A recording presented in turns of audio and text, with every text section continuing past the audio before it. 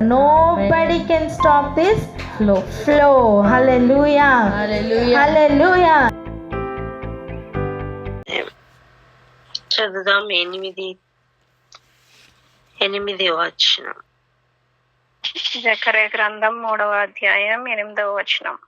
ప్రధాన యాజకుడు అయిన యెహోషువ, నీ ఎదుట కూర్చుండు నీ సహకారులు సూచనలుగా ఉన్నారు.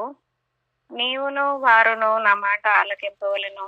ఏదనగా చిగురు అను నా సేవకుని నేను రప్పింపబోచున్నాను. హల్లెలూయా.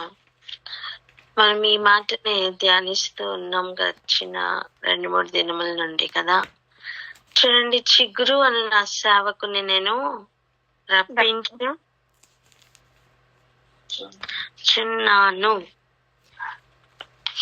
చిగురు అని నా సేవకుని నేను రప్పించుచున్నాను. ఈ చిగురు అయిన యేసు ప్రభు రాగానే జరుగుతున్న మొట్టమొదటి కార్యం ఏంటి అంటే, దోషముల పరిహారం కొరకు, పాపముల ప్రాయశ్చిత్తం కొరకు ఆయన బలియాగం చేయబోతున్నారు. ఆయన తను తాను బలి చేసుకోబోతున్నారు, అప్పగించుకోబోతున్నారు. అక్కడ ప్రధాన యాజకుడే కావచ్చు, కానీ యెహోషువకు చెప్తున్న మాట, నీ దోషములను పరిహరించి ప్రశస్త వస్త్రాలని ఇస్తాను. ప్రతి ఒక్కరి దోషం పరిహరించాలి అంటే మనిషి కుమారుడికి భూమి మీద పాపములను క్షమించడానికి అధికారం ఇవ్వబడెను.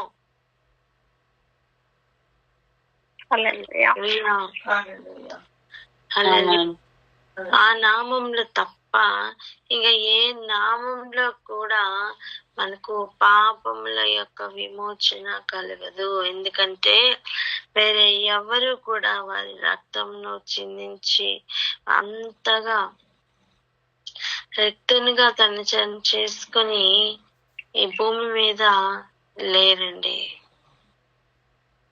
వేరే ఏ నామం లేదు. అటువంటి పరిస్థితులు ఉన్నప్పుడు ఇవన్నీ యేసుకి తెలుసు, ఇవన్నీ తండ్రి అయిన దేవుడికి తెలుసు.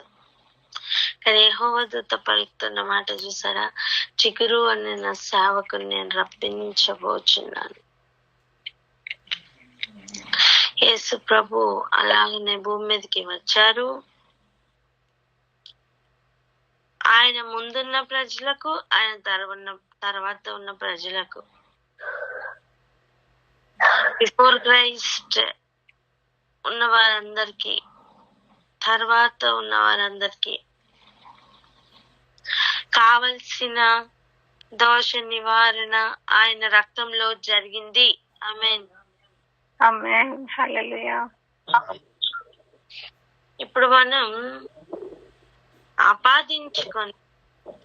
రక్తాన్ని ఆపాదించుకొని మన పాపముల నుండి మనం వేరే రావడం ఒక్కటే ఇప్పుడు మనం చేయవలసిన పని. వాగ్దానం ఇచ్చిన వాడు నమ్మదగిన వాడు.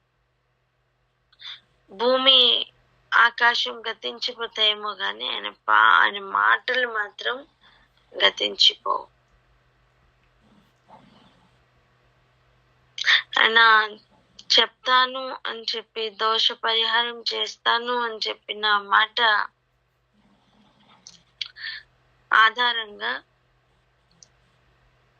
తండ్రి ఎదురుగుండా నిలబెట్టవలసిన, సమాధానపరచవలసిన సంఘమును ఆయన పికప్ చేసుకుంటున్నారు.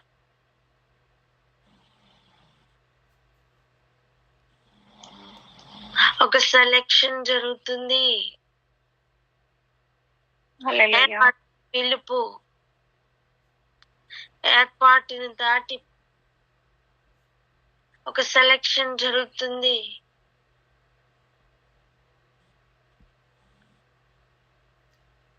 సిద్ధపరిచిన రాళ్లను ఎలాగైతే దేవుడు మందిరం నాకు తీసుకుని వెళ్ళి అమర్చుకున్నారో,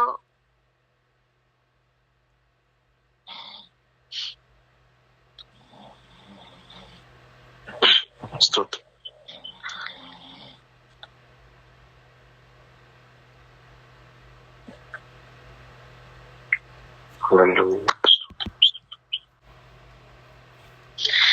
ఈ సెలక్షన్ ఎటువంటి సెలక్షన్ అంటే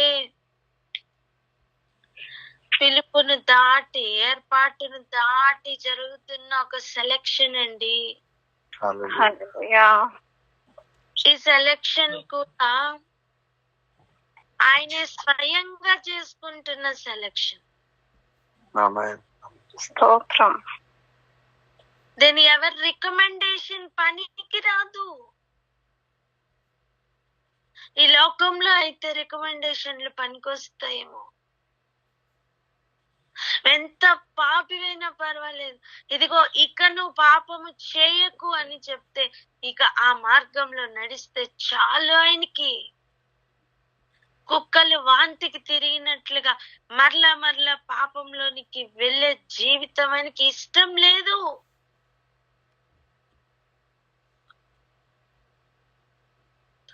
పందుల పొట్టు దగ్గర తిరుగుతున్న జీవితమైనా సరే క్షమించడానికి ఆయన సిద్ధంగానే ఉన్నారు. కానీ అక్కడికి వెళ్తే ఆయన దాన్ని భరించేవారిగా అయితే లేరు. ఎంతమందికి అర్థమవుతుంది?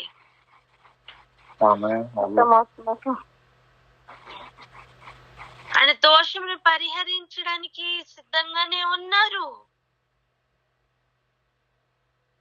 కానీ మరలా మరలా అదే దోషం చేసుకుంటూ ఆయన కృపను నిర్లక్ష్యం చేస్తుంటే దానిని భరిస్తారు అనుకోవద్దు.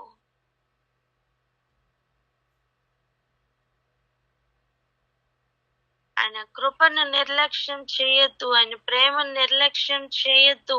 ఆయన ఉగ్రతను తట్టుకోలేం.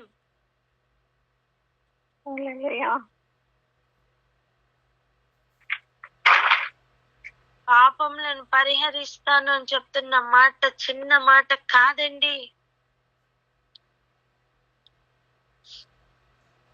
భూమి మీద మనుష్య కుమారునికి తప్ప ఇంక ఎవరికి కూడా అధికారం లేదు.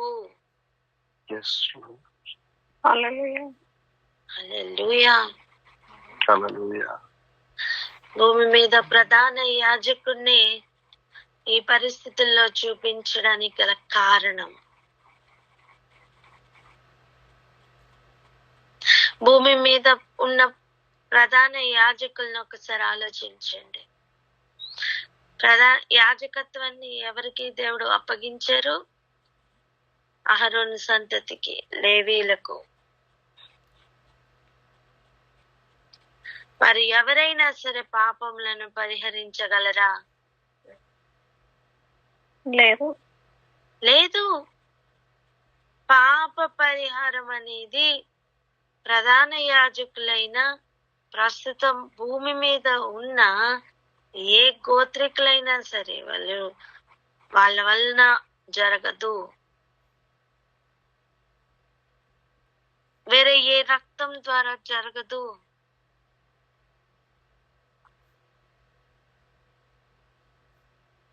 చిగురుని నేను రప్పించబోతున్నాను అని చెప్తున్నప్పుడు ఆ కాన్ఫిడెన్స్ చూడండి ఒకసారి. యెహోవా దూత, నా మార్గంలో నడవండి, ఇచ్చిన దాన్ని జాగ్రత్తగా కాపాడుకోండి. అప్పుడు ఇక్కడ నిలిచి ఉన్న వారితో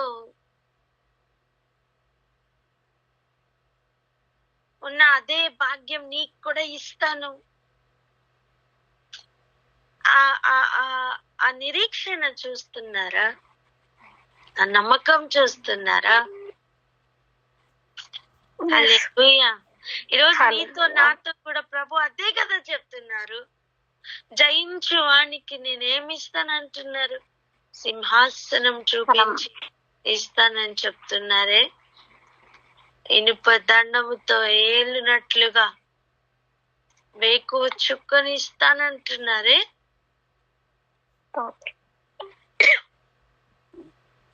ఆయన కృపను నిర్లక్ష్యం చెయ్యొద్దు. చెప్పండి ఈ మాట, ఆయన కృపను నిర్లక్ష్యం చెయ్యను అని. ఆయన కృపను నిర్లక్ష్యం చెయ్యను. హల్లెలూయా. హల్లెలూయా. నీతో నాతో ప్రభు మాట్లాడేటప్పుడు ఈ మాట ఇలా చెప్పాలి. ఏంటి తెలుసా? చిగురు అను నా సేవకుని రప్పించాను. హల్లెలూయా. హల్లెలూయా. హల్లెలూయా. ప్రధాన యాజకుడితో ఏమని చెప్తున్నారు? రప్పించుచున్నాను అన్నారు. మనతో ఈ రోజు మాట్లాడే ప్రభు ఏమని చెప్పాలి? రప్పించాను. రప్పించాను. హల్లెలూయా. హల్లెలూయా. ఏనాడు కూడా నేను ఎందుకు పుట్టానో అని మాట్లాడొద్దు. నన్ను ఎందుకు ఇంకా ఉంచావు, నన్ను చంపే, ఇట్లాంటి మాటలు మాట్లాడొద్దు.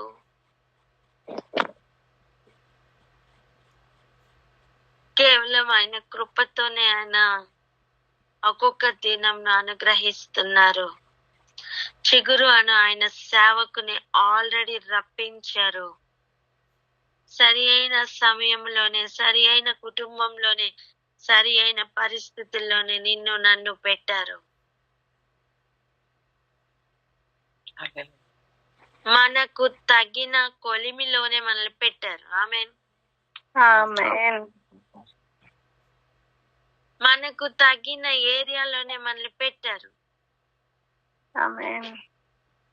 ఎవరెవరు ఏ ఏ పరిస్థితుల్లో ఉన్నారో మనకి అనిపించచ్చు, నేను ఇక్కడ తాగను, నేను వేరే ఎక్కడో ఉంటే బాగుండేదని. లేదు,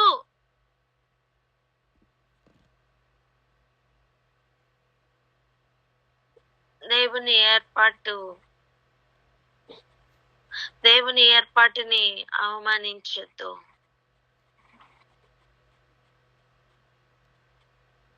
బంగారం అనుకోవచ్చు, అయ్యో బాబోయ్ నాకేంటి ఇంత వేడి, నాకెందుకు ఇంత భయంకరమైన అగ్ని అనుకోవచ్చు. కానీ అది మేలిమిగా తయారవ్వాలి అంటే ఆ పరిస్థితులు అవసరమే. ఆ సువర్ణం అంతకంతకు శుద్ధీకరింపబడాలి అంటే, దాని స్వచ్ఛత పెరగాలి అంటే దానికి ఆ పరిస్థితులు అవసరమే. మళ్ళీ ఏ స్థితిలో ఉంచారో ఆ స్థితిలో నుండే ప్రభు కొరకు తయారవ్వాలి. ఆమేన్. ఇక్కడ ఆయనకు కావలసిందల్లా ఒక్కటేనండి, ఒక్కటే. ఆయన దోషంను పరిహారం చేయడానికే సిద్ధంగా ఉన్నారు. కానీ ఇక నువ్వు ఆ పాపంలోనికి మళ్ళీ వెళ్ళొద్దు. వెనుకకి వెళ్ళని ఒక జీవితం కొరకు ఆయన ఎదురు చూస్తున్నారు. నా మార్గంలో నడుస్తూ అని చెప్తున్న సమయం ముందుకు వెళ్ళమని, వెనకకి కాదు. ప్రయాణం ఎవరైనా సరే ముందుకు చేయాలి, వెనకకి కాదు. అట్టి ప్రయాణం చేయడానికి ఈరోజు తీర్మానం తీసుకుందాం. ఇక్కడ ఆగి ప్రార్థన చేద్దాం. ఎవరైనా ప్రార్థన అందుకోండి. మహోన్నతుడ పరిశుద్ధుడ ప్రభా, స్తుతి స్తుతి స్తోత్రం స్తోత్రం స్తోత్రములయ్యా. అవును రాజా, నా తండ్రి నాయన ప్రధాన యాజకుడైనటువంటి యెహోషువకు నా తండ్రి ప్రభా, మీరు నాయన నా తండ్రి ప్రభా నాయన మీరు వారి ఆయన ఎదుట సహకారులుగా మీరు సూచనలుగా పెట్టి ఉన్నారు ప్రభా. మీకు వందనాలు స్తోత్రములయ్యా. నాయన నా తండ్రి ప్రభా, నా మార్గంలో నడచమని, నాయన నా తండ్రి ఆజ్ఞలు పాటించమని మీరు సెలవిచ్చి ఉన్నారు కనుక మీకు వందనాలు. ఆయన నా తండ్రి చిగురు అని నా సేవకుని నేను రప్పింపబోచున్నాను అని అక్కడ తెలియజేసి ఉండగా నా తండ్రి ప్రభా, ఆయన చిగురు అని నీ సేవకుడు వచ్చినప్పుడు దోషములు పరిహారముల కొరకు, పాపముల పరిహారము కొరకు నా తండ్రి తను తానే బలి చేసుకుని అర్పించుకున్నటువంటి ఆ ప్రభువుని నా తండ్రి ప్రభా నాయన మీరు రప్పింపబోచున్నారని చెప్పి ఉన్నారు కనుక మీకు స్తోత్రం. నాయన ఆ నామంలో తప్ప నాయన పాపములకు విమోచన లేదు. నాయన నా తండ్రి రక్తంను చిందించి నాయన రిక్తునిగా చేసుకున్నటువంటి ఆ నామమును బట్టి నా తండ్రి మేమెంతో నా తండ్రి ప్రభా కృతజ్ఞతాస్తుతులు చెల్లించుచున్నాం రాజా. మీకు స్తోత్రములు. మా జీవితంలో నా తండ్రి ప్రభా బిఫోర్ క్రైస్ట్ ఆఫ్టర్ క్రైస్ట్ లాగా ఉండాలి ప్రభా. మీకు వందనాలు, స్తోత్రములు. నాయన నా తండ్రి మీరు సెలెక్ట్ చేసుకుంటున్నారయ్యా. ఆయన పిలుపును దాటి, ఏర్పాటును దాటి మీరే స్వయంగా సెలెక్షన్ చేసుకుంటుండగా నాయన నా తండ్రి ప్రభా ఏ రికమెండేషన్స్ లేకుండా నా తండ్రి ప్రభా మీరే సెలెక్ట్ చేసుకుంటున్నారు కనుక మీకు వందనాలు. మీ సెలెక్షన్ లో మేము ఉండాలి తండ్రి. మీకు స్తోత్రములు. ఆయన నా తండ్రి కుక్క తన వాంతి కొరకు వెళ్ళినట్లుగా, పందులు పొట్టు తినడానికి వెళ్ళినట్లుగా ఉండకుండా నా తండ్రి ప్రభా నాయన నా తండ్రి మరలా దోషాలు చేసేటువంటి వారుగా ఉండొద్దు. మీ కృపను మేము నిర్లక్ష్యం చేయొద్దు ప్రభా. మీకు వందనాలు. మీ ఉగ్రతను మేము తట్టుకోలేమయ్యా. మీకు స్తోత్రములు తప్ప నాయన మీకు వందనాలు చెల్లించుకుంటున్నాం. నాయన భూమి మీద నా తండ్రి ప్రభా సర్వాధికారి అయి ఉన్నారు ప్రభా. మీకు వందనాలు, స్తోత్రములు. నాయన నా తండ్రి భూమి మీద నా తండ్రి ప్రభా పాపములను, దోషములను క్షమించుటకు మీకు మాత్రమే అధికారం ఉన్నది కనుక మీకు వందనాలు చెల్లించుకుంటున్నాం తండ్రి. మీకు స్తోత్రములు ప్రభా. మేమందరము నా తండ్రి ప్రభా జయించు వారంగా నిలబడాలి నాయన. నా తండ్రి సింహాసనాసీనులై నా తండ్రి నాయన ఇనుప దండంతో ఏలుతారు అని జయించిన వానికి నాయన నా తండ్రి ప్రభా మీరు ఇస్తున్నటువంటి నాయన నా తండ్రి గొప్ప ధన్యతకే వందనాలు చెల్లించుకుంటున్నాం తండ్రి. ఎక్కడా గాని మీ కృపను నిర్లక్ష్యం చేయకుండా నాయన నా తండ్రి ప్రభా మీరు మా జీవితాల్లో చిగురు అను మీ సేవకుడిని రప్పించారు గనుక మీకు వందనాలు, స్తోత్రంలయా. నాయన నా తండ్రి కేవలం మీ కృప ద్వారానే మాకు ఇటు ధన్యతను అనుగ్రహించారు గనుక మీకు వందనాలు. నాయన నా తండ్రి ప్రభా కొలిమి వంటి శ్రమలలో అన్ని ఏరియాల్లో నా తండ్రి ప్రభా మీరు మమ్మల్ని శుద్ధ సువర్ణంగా మార్చి నాయన నా తండ్రి ప్రభా మచ్చ డాగు మడత లేకుండానట్లుగాను దోష నివారణ చేసి నా తండ్రి ప్రభా ఆయన వెనుకకు వెళ్ళని ఒక జీవితం కలిగి ఉండినట్లుగా, ముందుకు వెళ్ళే జీవితమే ఉండినట్లుగా నాయన నా తండ్రి మీరు మమ్మల్ని చేసి ఉన్నారు కనుక మీకు వందనాలు చెల్లించుకుంటున్నాం. మా జీవిత ప్రయాణం అంతయు నీ వైపునే చూస్తూ నిరీక్షిస్తూ ముందుకు సాగేటువంటి అతి విశేషమైన కృపను మాకందరికీ అనుగ్రహించినందుకు వందనాలు చెల్లిస్తూ మహిమ ఘనత ప్రభావాలు మీకు మాత్రమే ఆరోపిస్తూ తండ్రి మీ కృప చేత ఈ యొక్క వాక్యంను వినిపించినందుకు వందనాలు సమర్పించుకుంటూ యేసయ్య పరిశుద్ధమైన నామంలో మిక్కిలి వినయంతో బ్రతిమలాడి వేడుకొంచున్నాం తండ్రి. ఆమేన్, ఆమేన్, ఆమేన్.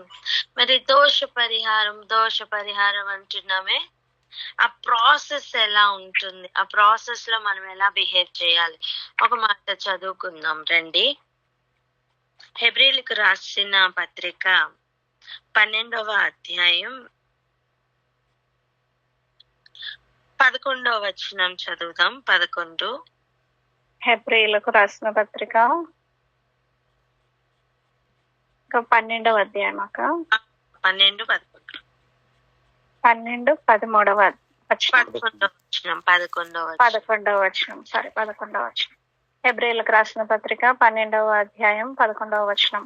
మరియు ప్రస్తుతమందు సమస్త శిక్షయు దుఃఖకరముగా కనపడునే గాని సంతోషకరముగా కనపడదు. అయినను దాని యందు అభ్యాసము కలిగిన వారికి అది నీతి అను సమాధానకరమైన ఫలమిచ్చును. ఆమేన్. స్తోత్రం. ఆమేన్. ఆయన నడిపిస్తున్న మార్గం ఉందే, ఆ మార్గంలో ప్రస్తుతం అందున్న సమస్త శిక్షయు ఎలా కనిపిస్తుంది? దుఃఖకరంగా, కఠినంగా అనిపిస్తుంది. దుఃఖకరంగానే అనిపిస్తుంది, బాధతోనే అనిపిస్తుందండి. సంతోషంగా అనిపించకపోవచ్చు, కష్టంగా ఉండొచ్చు అని నడిపిస్తున్న మార్గం. మనం ఇందాక అనుకున్నట్టు బంగారం అగ్నిని చూసి అబ్బాబ్బా ఎంత బాగుందో అంటదా? చెప్పండి. ఎంత బాగుందో, ఇంకొంచెం అగ్ని, ఇంకొంచెం వేడి అంటదా? అనదండి, అనదు.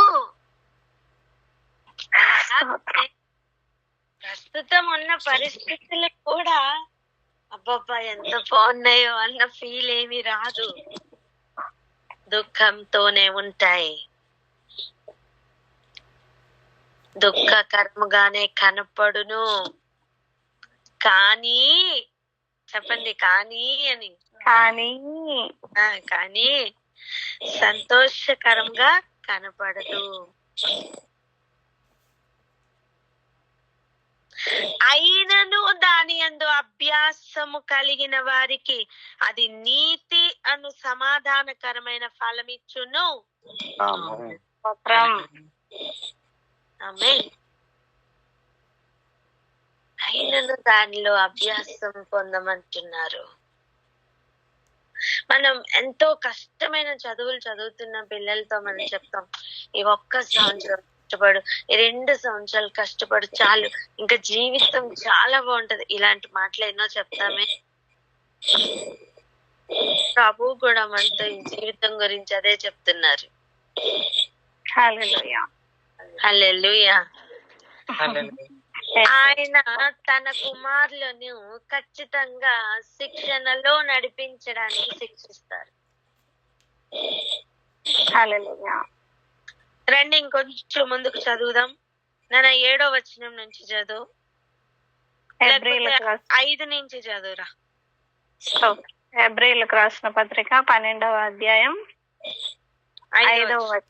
5వ వచనం నుంచి. మరియు నా కుమారుడా, ప్రభు చేయు శిక్షను తృణీకరించకుము, ఆయన నిన్ను గద్దించినప్పుడు విసుకకుము.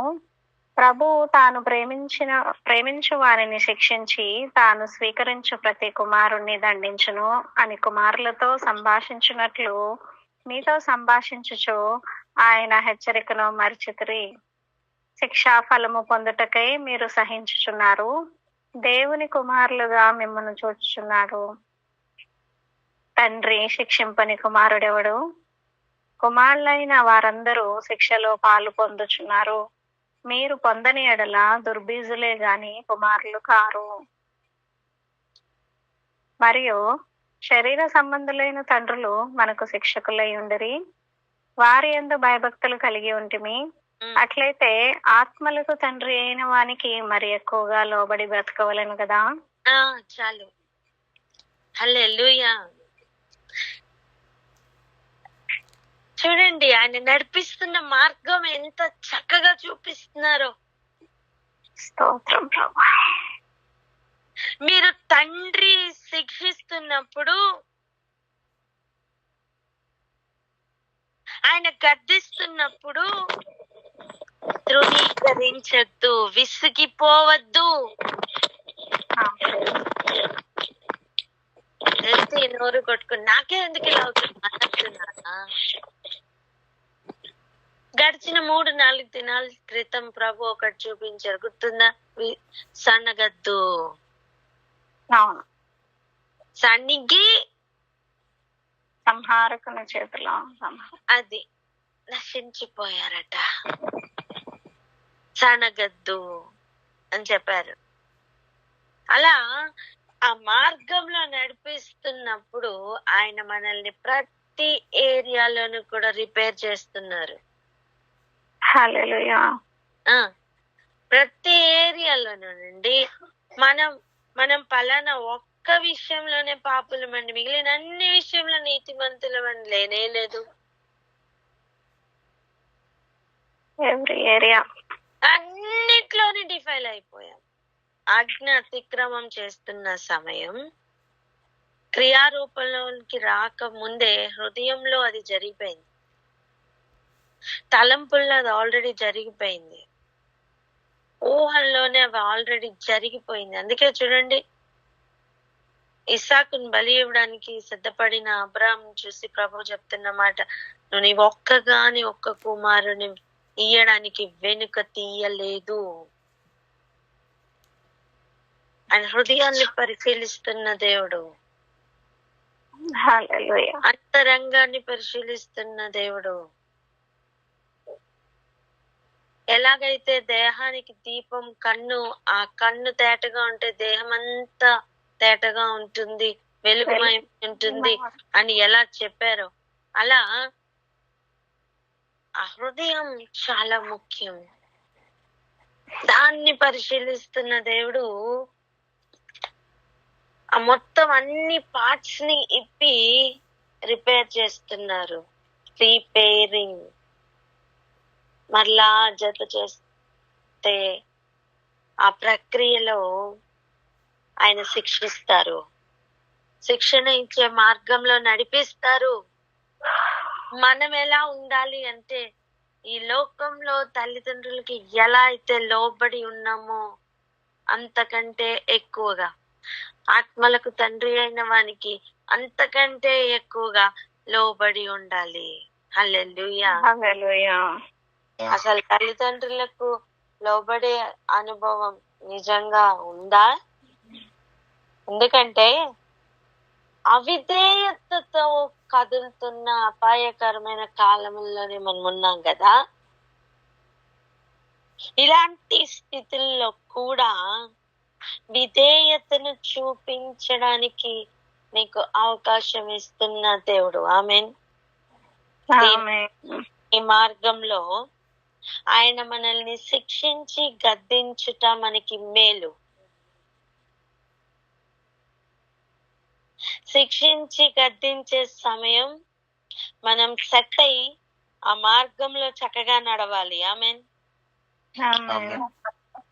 నా మార్గంలో నడువు అంటే అదేదో మన ఇష్టానుసారంగా వెళ్ళిపోతున్నాయి, కరెక్టే ఉన్నాను కదా ప్రభా అని వెనక్కి తిరిగి చూస్తే ఓకే ఓకే అని చెప్పి ఆయన ఏమి ఎంకరేజ్ చెయ్యరు. తప్పు మార్గంలో వెళ్తుంటే ఖచ్చితంగా శిక్షిస్తారు. కుమారులు గనక విడిచిపెట్టరు. హల్లెలూయా. హల్లెలూయా. ఆయన శిక్షను గనక తృణీకరిస్తున్నామా, ఒకవేళ మనం ఆయన శిక్షలో మనం పాలు పొందకపోతే మనం ఎవరు అంటే దుర్బీజులు. చెప్పండి. దుర్బీజులు. ఆయన కుమారులు కాదండి మనం.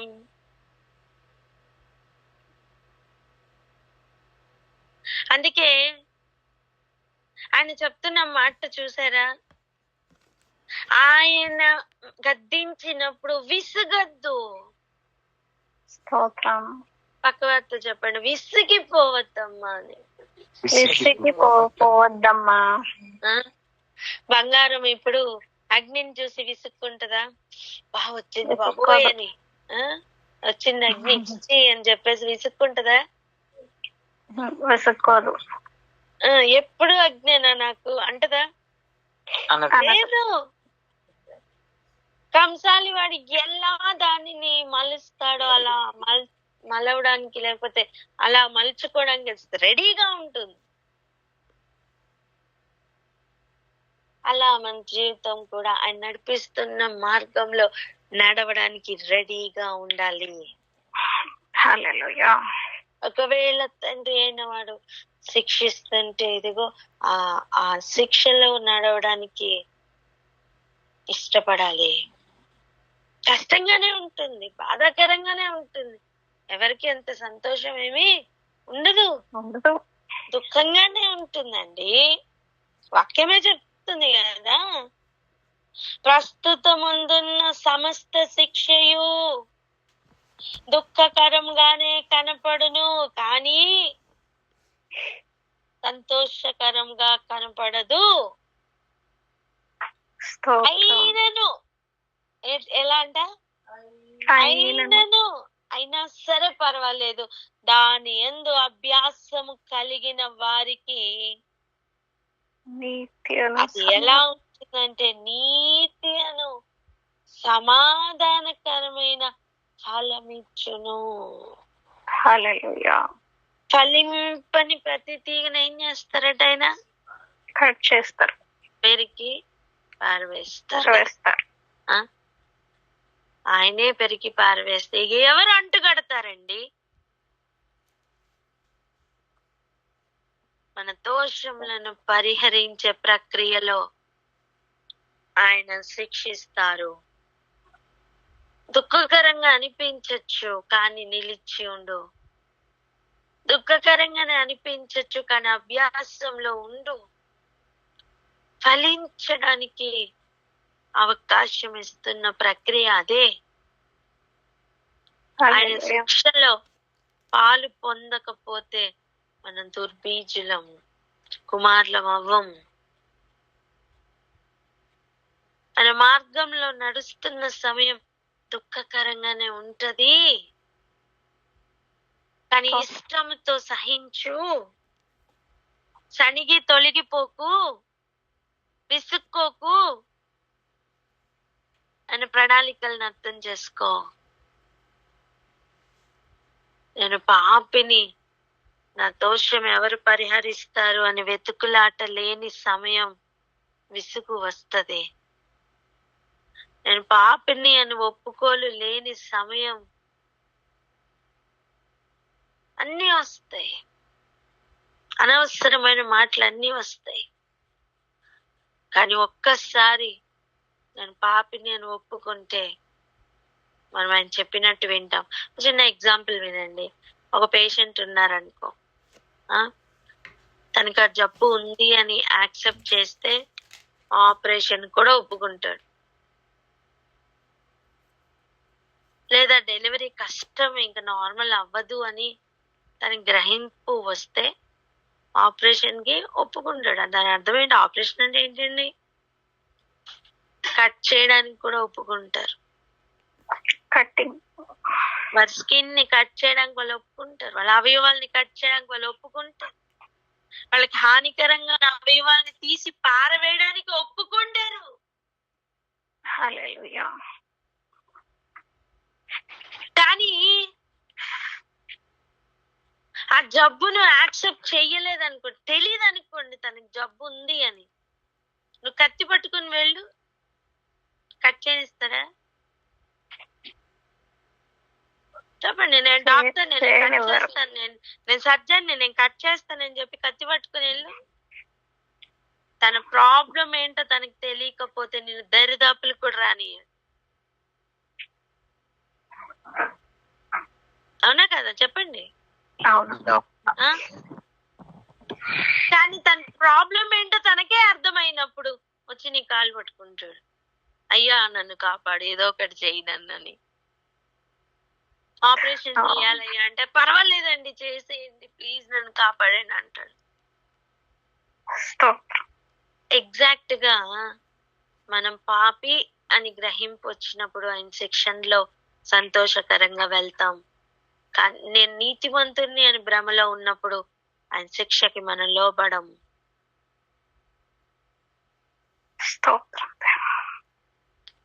నాలో దోషం ఏమైనా ఉందా?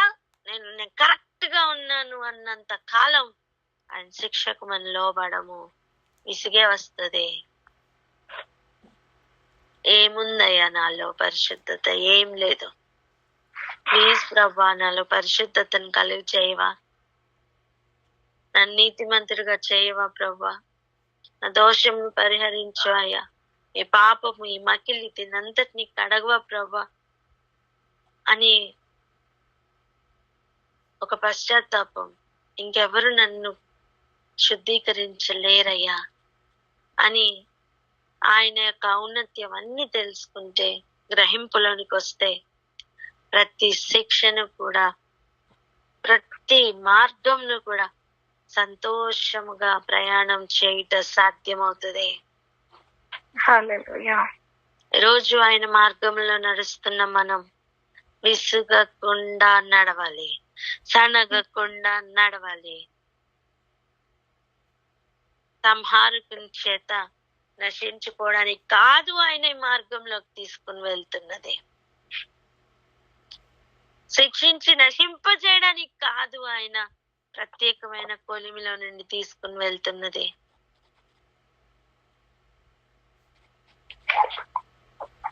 నీతి అను సమాధానకరమైన ఫలమిచ్చుటకు. పలకండి అన్నమాట. నీతి అను సమాధానకరమైన ఫలమిచ్చుటకు. వేరులో నుండి సారం తీసుకొని ఫలిస్తున్న ఒక మంచి తీగల వలె అట్టి ఫలములు ఫలిద్దామా? అలా ఫలించాలి అంటే దుఃఖకరమైన పరిస్థితులు అవసరమే. ప్రార్థన చేస్తున్నాం అక్క. హల్లెలూయా. Thank you Jesus. హల్లెలూయా. స్తోత్రం. Thank you.